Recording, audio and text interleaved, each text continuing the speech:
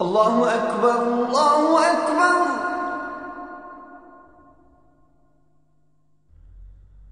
الله أكبر الله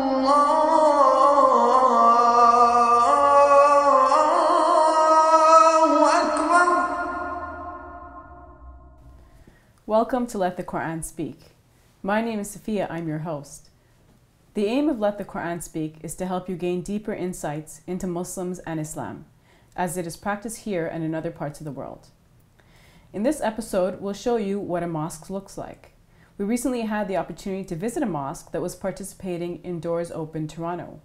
We learned a little bit about what goes on in mosques, and we'd like to share that with you. Stay tuned for our feature, which is coming up. Before we show you the inside of a mosque, we want to discuss the God particle. Scientists recently announced the discovery of Higgs boson, more commonly known as the God particle. The discovery of one of the most fundamental particles, which gives mass to all matter, gives credence to science theory of the universe's origins. What relationship does the God particle have with God? What are the implications of the discovery? Does it weaken arguments for creation? And should people of religion welcome the discovery? Here to discuss is Brother Shabir Ali. He's the president of the Islamic Information Center. Brother Shabir, to begin, I guess, what is the God particle as it's called? Well, we should start by saying that this is a misnomer. There is no such thing as a God particle. But the Higgs boson, which has so been nicknamed the God particle in the media, is, as you rightly described, the particle which explains how other particles that had no mass then developed mass. It's almost like one walking through a field covered with snow, and one picks up snow as one goes. So it is thought that if particles having no mass were to pass through a Higgs field, then those particles will acquire mass. So the discovery of the Higgs boson now helps to, in a way, clarify and verify that there was a time when there were particles having no mass, and then suddenly they developed mass. And this led to the way of stating the matter by saying, well, this explains creation out of nothing. So you had things with no particle, with no mass, and now suddenly with mass. How is it related to the Big Bang Theory? The Big Bang Theory basically proposes that some 14 billion years ago the universe started out as a massive explosion from basically a singularity. And it was a thought in 1964 and proposed by Peter Higgs that there must have been, in the few seconds following that Big Bang, the existence of these particles, and hence it came to be called the Higgs boson, that would have given mass to other particles that did not have mass. Now, what do you think are the implications of this discovery? Well, this discovery helps to solidify or explain one of the aspects of the standard model of the theory of the creation of rather the expansion and of the universe from the initial Big Bang explosion. But I mean, so much for science. But in terms of religion, I see it as a confirmation of what we have always believed. We believe that God created everything out of nothing, and this is a theory that helps to explain how this could have been physically possible. Scientists are explaining things looking at it from the physical perspective, and religion explains things by looking at it from the spiritual perspective. From the physical perspectives, things are explained in terms of atoms and subatomic particles such as bosons. But from the spiritual perspective, things are explained by including God and saying that God did it this way, or God created the universe.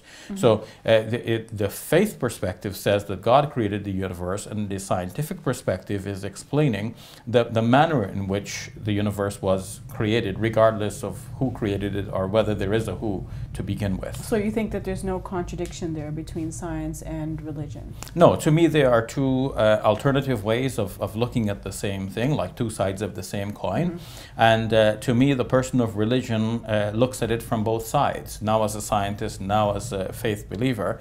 And scientists only only look at it from one side. Of course, the scientist himself could be a faith believer, and the scientist can, when he's not in the midst of explaining to a scientific community what his findings imply, can, on his own time, and whether in a church or in a mosque, be explaining the same thing, but from a spiritual perspective, and saying, the scientist can say, these findings of mine help to confirm, in a way, my belief in God. Mm-hmm.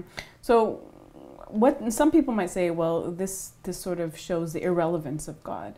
The question I would ask is, what do we need God for in an age when we have science?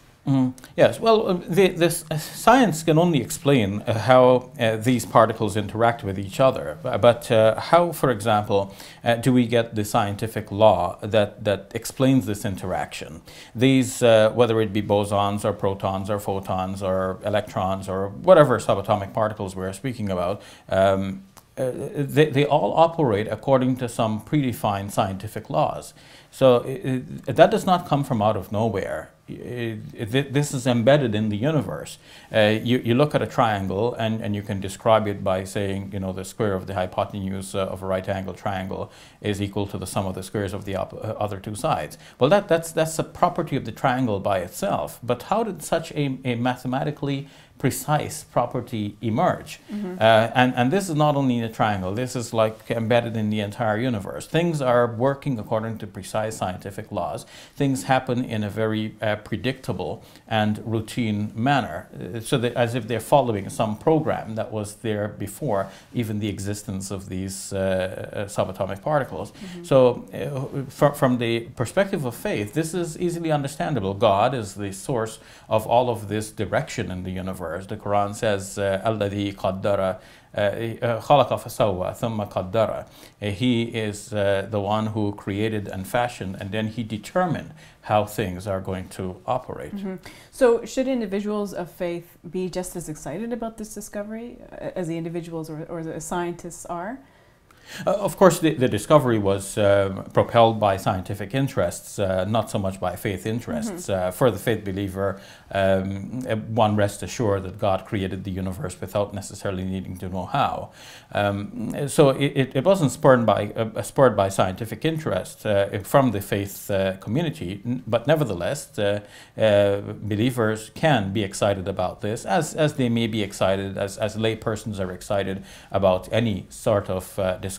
So as lay persons are now excited about this as a modern phenomenon, as something that really makes the news. This is a result from a massive endeavor, $10 billion of investment. In many years. And many years of research and labor from some of our top scientists in the world.